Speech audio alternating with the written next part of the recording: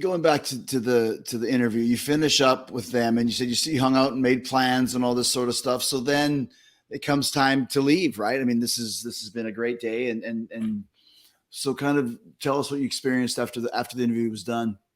Well, after the interview was done, the exciting thing was Yoko showed John the gift that I had brought for Sean, and John got so excited, and he wound it up, the fire breathing dragon, and it went up and down the glass coffee table, and he was just laughing and saying, oh, Sean will love this. And Yoko said, yeah, if we actually give it to him, we might just keep it ourselves. And that was funny. And then John saw the copy of Grapefruit, and he was so excited. He said, I want to autograph this too, because I did the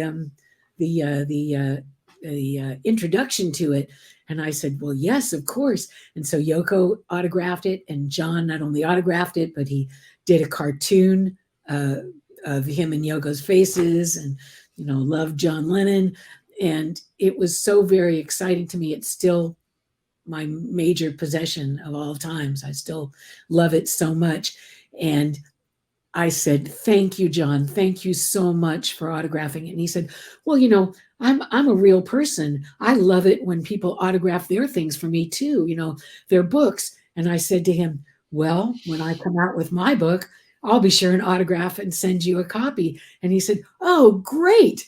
And so that was, it will be 43 years ago this December. And that's the reason that I eventually wrote my book. It took me years and years and years, but I did it because all I could think of was, even though John's not here, in my mind, I'll be autographing it and sending it to him, up in heaven, if that's how it needs to be. So it was very exciting. And unfortunately, we had to leave shortly. The guys were all going back to California that night. I was staying in New York to spend time with a friend of mine who just moved there.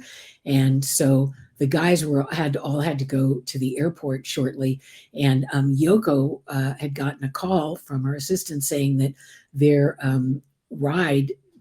driver wasn't able to take them to the recording studio where they were supposed to go for their session that evening that was just coming up. So they asked the guys if they could have a ride to the studio with them. The guy said, yeah, on our way to the airport, but we'll have to leave now.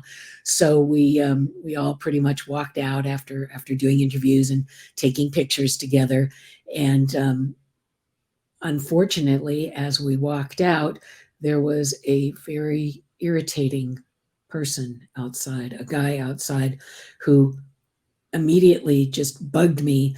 And Bert, the guy from Geffen, gave him a copy of Double Fantasy just to kind of keep him quiet, because he was starting to bug us, saying, what were you doing in there? What were you doing? Were we talking to John? What were you doing? And so when John and Yoko came out a few seconds later, he asked John to autograph it for the guy, and John did.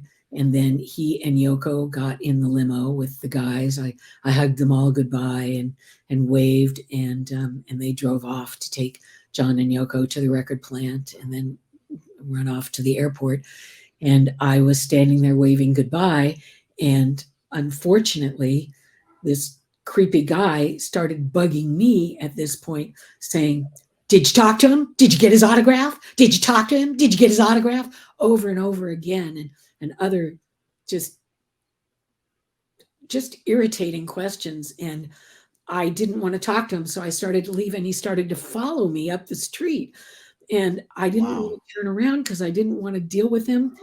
And finally I did, and just gave him a dirty look to say, just fuck you, go away.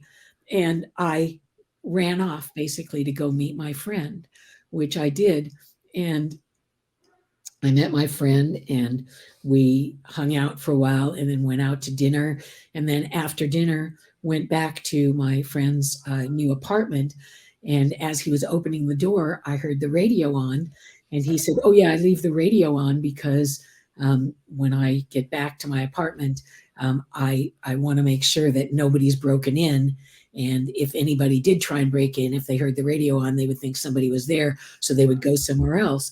I said, oh, and then he opened the door fully, and we heard the radio bulletin saying John Lennon had been shot and taken to the Roosevelt Hospital following his return to the Dakota from the recording studio. And I freaked out, and I ran out into the street and got a cab and took it to the Roosevelt Hospital. And it had a big glass door that I could see through as I got out of the cab, and I saw Yoko Ono holding on to somebody who I didn't recognize, and obviously it was a close friend, and crying hysterically. And I wanted to go in and hug her, but I realized, no, John wasn't just shot. This is more than that. John is dead. And I just knew it. I just felt it.